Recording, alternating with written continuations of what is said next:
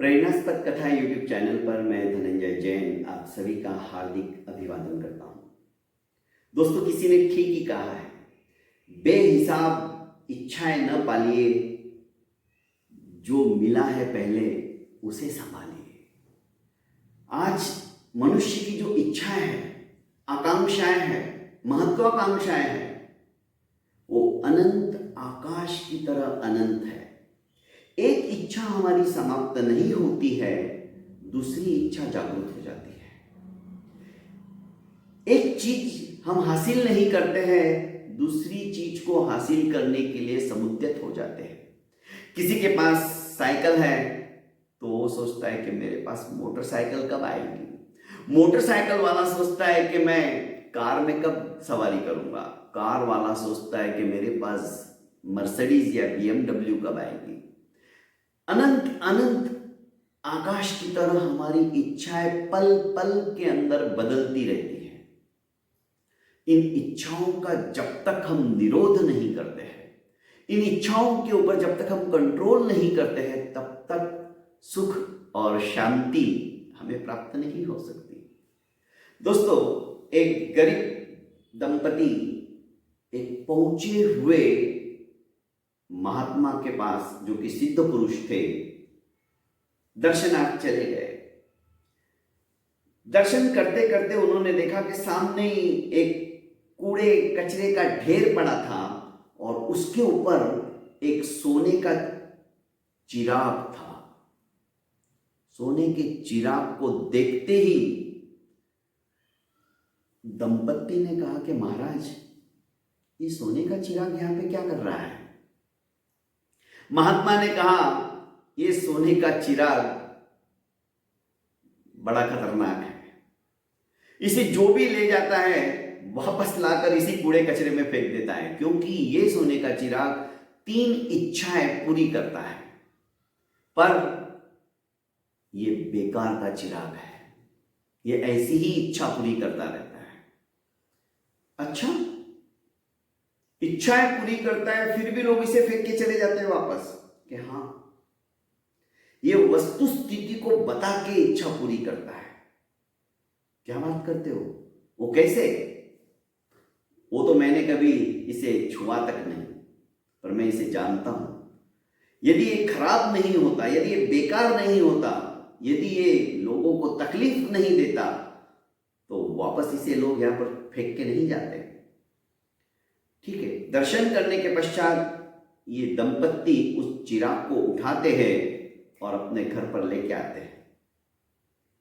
दरवाजा बंद करते हैं और सोचते कि चलो परीक्षा ले ली जाए, सचमुच में चिराग इच्छाएं पूरी करता भी है या नहीं करता है, या महात्मा ऐसी टप्पे मार रहे हैं। उन्होंने चिराग को थोड़ा सा जमीन पे रगड़ा और कहा कि हे चिराग देवता, काश हमारी इस गरीबी को दूर करने के लिए 10 लाख रुपए यदि हमें मिल जाए इस समय तो मजा आ जाए। इतना सोचना ही था, इतना कहना ही था कि दरवाजे के ऊपर किसी ने दस्तक दी। दरवाजा खोला तो एक व्यक्ति हाथ में लिफाफा और बैग पैसों से भरी उनको देकर कि किसी ने भिजवाया है, आप देख लीजिए। चल दिया। जैसे ही बैग खोला तो उसमें पूरे 10 लाख रुपए थे। इनके आश्चर्य का ठिकाना नहीं रहा कि हमने इधर चिराग से कहा और पैसे आ गए, पर कौन था, क्या था, कुछ मालूम नहीं। जरूर देवदूत होगा। पर जैसे ही वो लिफाफा उन्होंने खोला, उसमें एक चिट्ठी लिखी हुई थी। उसमें लिखा था कि मुझे आप माफ करना, आपका बेटा मेरी कार के आगे आ गया और बहुत भयंकर एक्सीडेंट हुआ, उसमें उसकी मौत हो गई। पश्चाताप के स्वरूप में ये 10 लाख रुपए मैं आपको भेज रहा हूं, मुझे माफ कीजिएगा। ये पढ़ना ही था, ये तो फूट फूट कर रोने लगे कि इस 10 लाख का हम क्या करेंगे। अब हमारा बेटा ही हमसे छीन गया, जो कि करोड़ों की अमानत से भी ऊपर था, उसका कोई मोल नहीं था। अचानक उसे याद आया कि चिराग 3 इच्छाएं पूरी करता है, अभी तो एक ही हुई। उन्होंने उसी समय हाथ जोड़कर कहा कि हे भगवान, हमारा बेटा हमें वापस दो।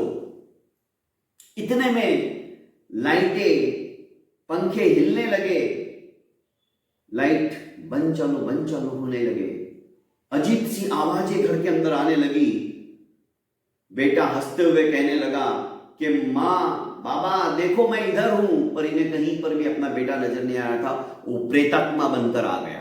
अब जैसे ही बेटे की आवाज सुनी और कहीं पर भी दृष्टिगोचर नहीं होने लगा तो ये सोचने लगे हमारा बेटा तो भूत बन गया। घबरा गए, अब क्या करें? उसकी तो गति ही बिगड़ गई, वो तो भूत बन गया। तीसरी इच्छा, फटाफट उन्होंने उस चिराग से कहा कि मेरे बेटे को जहां कहीं हो सुख से उसकी आत्मा रहे, बस हमें और कुछ नहीं चाहिए। तीसरा वर मांग लिया और फटाफट उस चिराग को लिया और दोनों दंपत्ति वापस जाकर उसी कूड़े कचरे के ढेर के ऊपर चिराग रखकर आ गए। अजीब बात है दोस्तों, इच्छा पूर्ति करने वाला चिराग मिलने के बाद भी इच्छाएं हमारी बढ़ती चली जाती है। ये मिल गया तो ये नहीं चाहिए, ये मिल गया तो वो नहीं चाहिए, और अंत तो गत्वा आदमी को यदि सुख चाहिए तो इस तरह के बाहरी द्रव्यों से, बाहरी साधनों से हमें कभी भी सुकून की जिंदगी जीने के लिए नहीं मिलेगी। दोस्तों, बिना उद्यम के, बिना मेहनत के, बिना पुरुषार्थ के, शॉर्टकट के रास्ते से आई हुई संपत्ति टिक नहीं सकती। मेहनत, उद्यम, पुरुषार्थ के द्वारा जो अर्जित कमाई है वो ही हमें सुकून दे सकती है, हमें शांति दे सकती है। और दोस्तों, सफलता जो है बिना संघर्ष के कभी भी प्राप्त नहीं हो सकती। संघर्ष करो और सफलता की सीढ़ियों को चढ़ते चले जाओ। देखो, तुम्हारी इच्छाएं, जो अच्छी इच्छा है, वे भी